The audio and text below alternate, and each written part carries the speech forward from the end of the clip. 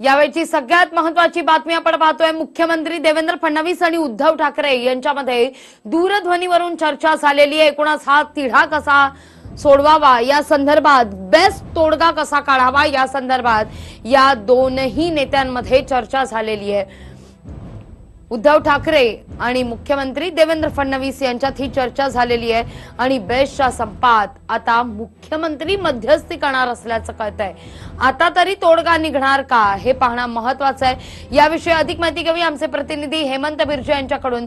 मुख्यमंत्री आणि उद्धव ठाकरे यांच्यात चर्चा झाल्याचं कळतंय, आता तरी बेस्ट तोडगा निघेल का?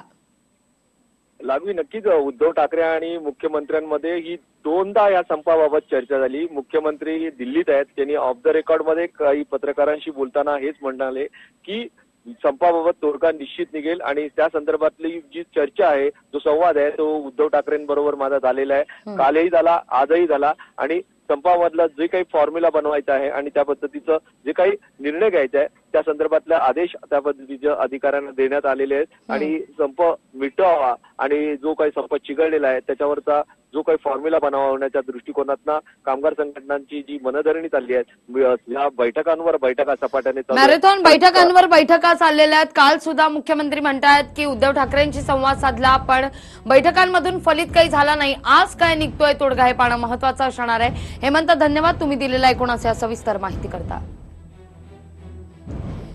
पुढची अत्यंत